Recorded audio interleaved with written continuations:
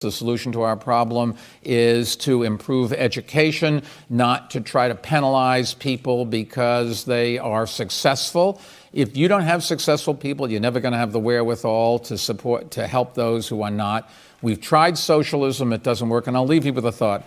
There was a guy, Bernie Sanders, who would have beaten Donald Trump. The polls show he would have walked away with it. But Hillary Clinton got the nomination for a variety of reasons. What did Donald Trump stand for? He stood for something, he called it democratic socialism.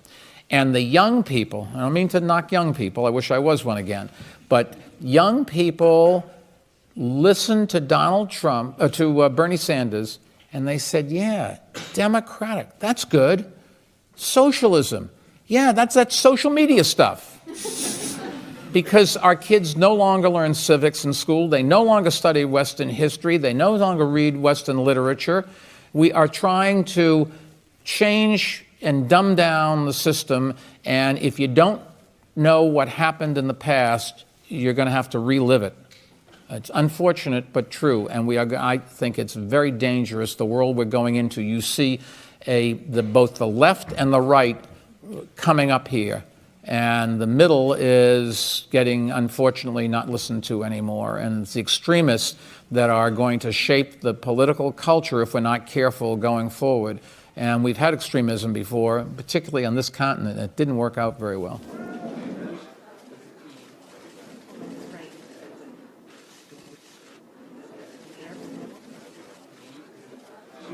95% of your murderers and murder victims fit one MO. You can just take the description, Xerox it, and pass it out to all the cops. They are male, minorities, 15 to 25. That's true in New York, it's true in virtually every city. And that's where the real crime is. You've got to get the guns out of the hands of the people that get killed.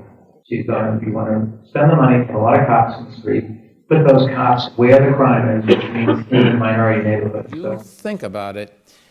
We, the intelligentsia, people who could make it into this room, we believe in a lot of things in terms of equality and protecting individual rights that make no sense to the vast bulk of people. They're not opposed to you having some rights, but there's a fundamental disconnect between us believing the rights of the individual come first and the general belief around the world, I think it's fair to say, that the rights of society comes first. And so I don't know how many are familiar with the bathroom issue in the United States. Anybody know what I'm talking about? If you want to know, is somebody a good salesman, give them the job of going to the Midwest and picking a town and selling to that town the concept that some man wearing a dress should be in the locker room with their daughter.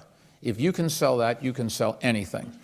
I mean, they just look at you and they say, what on earth are you talking about? And you say, well, this person identifies his or her gender as different than what's on their birth certificate. And they say, what do you mean? You're either born this or you're born that. And, you know, I will say in our prison system in New York City, we have to have the policy when you walk in, you know, drop your trousers, you go this way, you go that way. That's it, because you can't sit there and you can't mix things in a jail. That's a practical case of where you have to make a decision. But it's so many things that we are nuanced, and the social issues that we're very proud of achieving aren't believed by the vast bulk of the people. I got something important wrong. I got something important really wrong. I didn't understand that back then, the full impact that stops were having on the Black and Latino communities. Family politics is so difficult. It is my pleasure to give these Made in New York awards to the Prides of Flushing. In alphabetical order, Bob and Harvey Weinstein.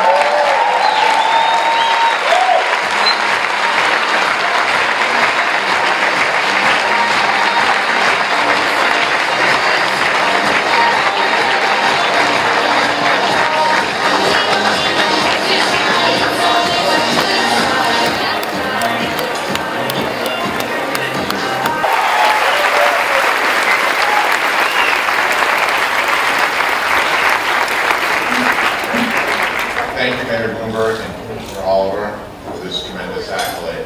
I do want to say that we've had tremendous years, but about 4.5 years ago there was a bump in the road, and I called our mayor, and I just said, things are a little topsy-turvy here at the company.